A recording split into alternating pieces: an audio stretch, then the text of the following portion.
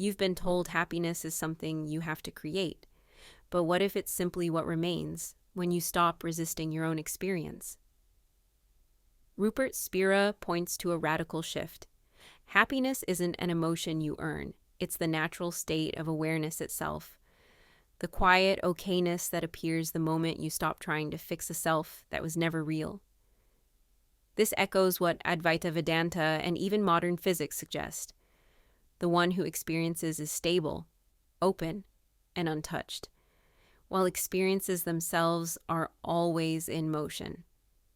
So let's unpack why happiness feels distant and why it's actually the most intimate thing about you. Here is Rupert.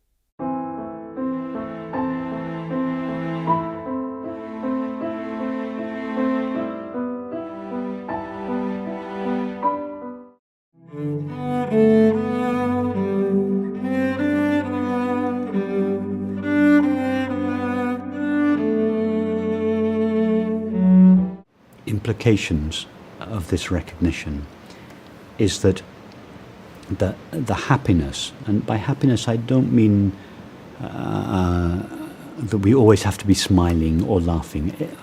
It's more like the peace, the sense of fulfillment, the absence of any sense of lack.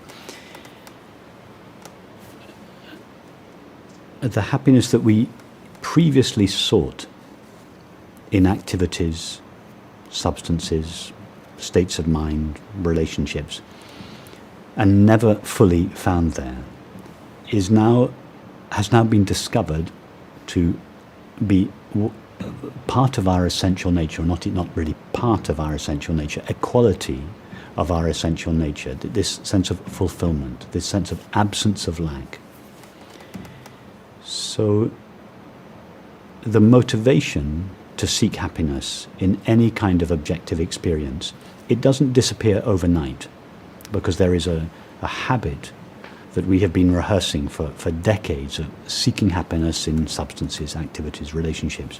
That habit doesn't come to an end overnight, but it winds down, because the source of happiness in oneself or as oneself has been touched, known, and that has an impact on our desire to find happiness in any kind of objective experience. It winds down slowly.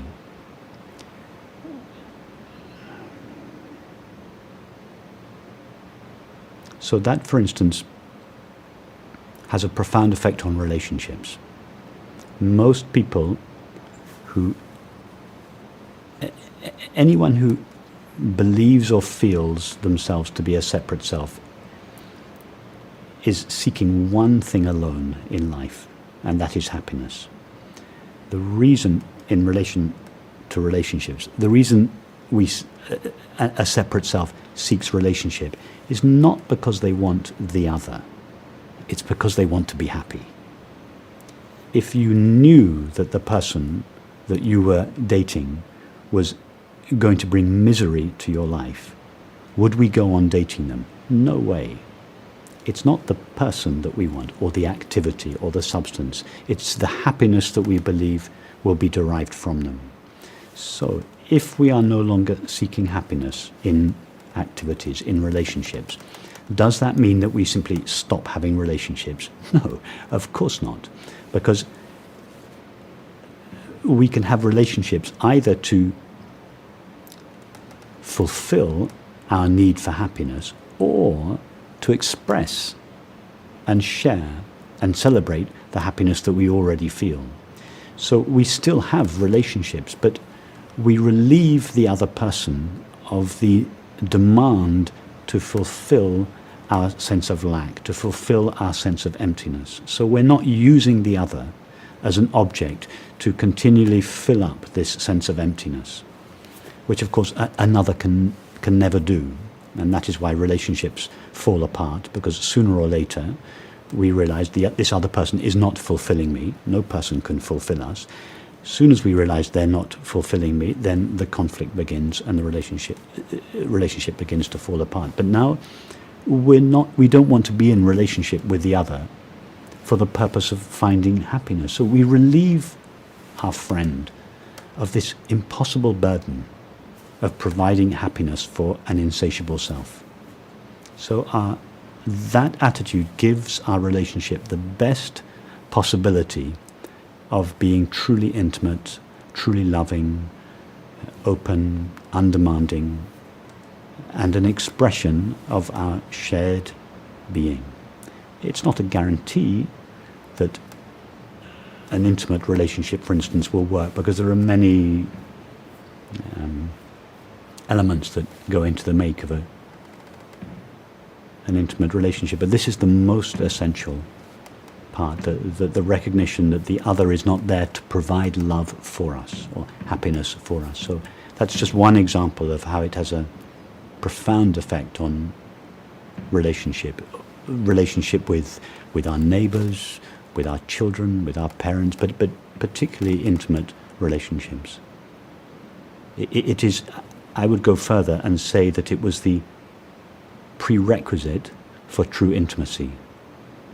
That as long as we consider ourselves to be separate entities, trying to derive happiness from one another, that position and true intimacy are mutually exclusive.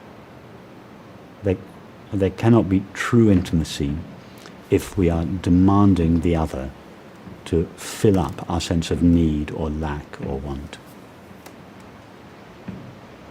And isn't true intimacy what everybody wants? Isn't that why